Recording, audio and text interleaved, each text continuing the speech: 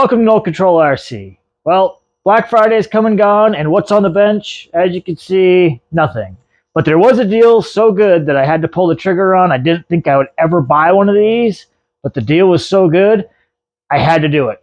Now, as you can see, it's not on the bench. Why is that? Well, it's in that big box behind me. So let's get that thing open and check out what it is. So here's the box. It was actually a box inside of a box with another box lid on top, but at least it's well packaged. And what do we have? I don't know if you can see it, but we have the Redcat Rampage 1/5 scale monster truck. Now it looks like the tires and wheels need to be put on this thing. So let's get that done and then we can show you guys what it looks like. Well, all right, here it is out of the box. This thing is impressive in scale, I will say. It might be hard to come through on film, but it is ginormous. And by far the biggest wheel and tire rig that I have at the moment. We'll show you some size comparisons against 5th scale, outcasts, and things like that a little bit down the road. But for right now, we're just going to take a zoom in, take a closer look, go over the features of this thing, and show you guys a bigger glimpse of this.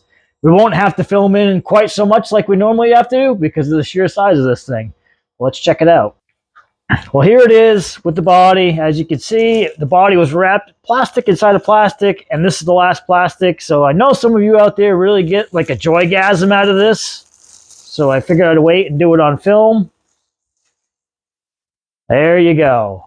It's actually a sharp looking body, very vibrant, but I hear that they're a little fragile. It feels pretty thick, but in comparison to the truck, I don't know. Maybe we'll have to reinforce that before we start. So if we zoom in here on the truck, you can see that the tires here are 8 inches tall and roughly 5 inches wide. Pretty massive. We're running a 32cc 2-stroke gasoline engine. It's up to a centrifugal clutch.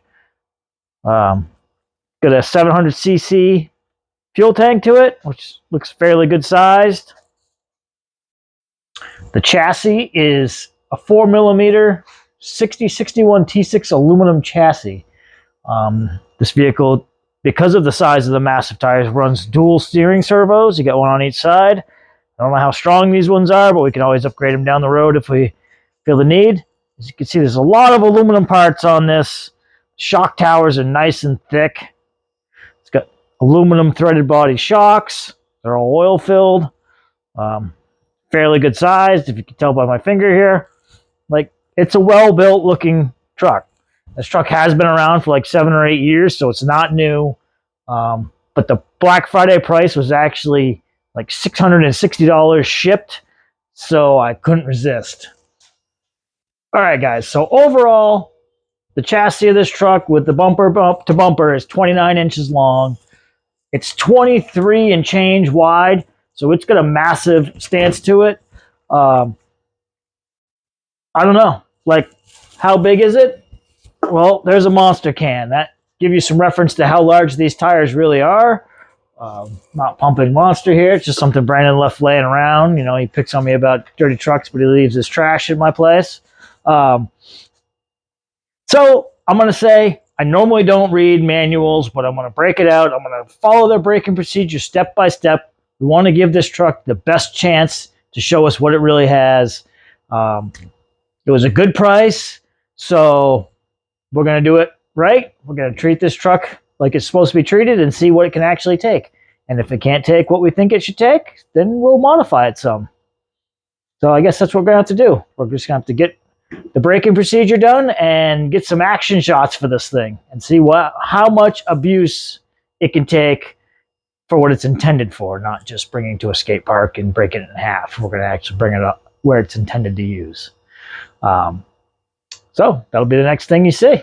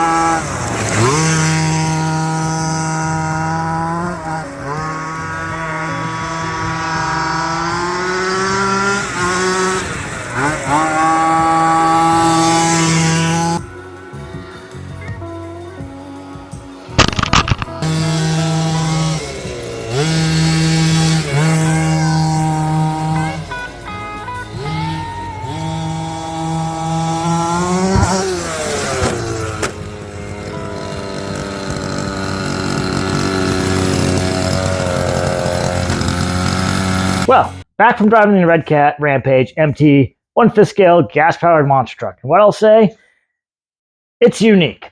It's fun. It's not overly fast. I mean, you wish it'd be a little faster, or even not so much faster, a little more powerful.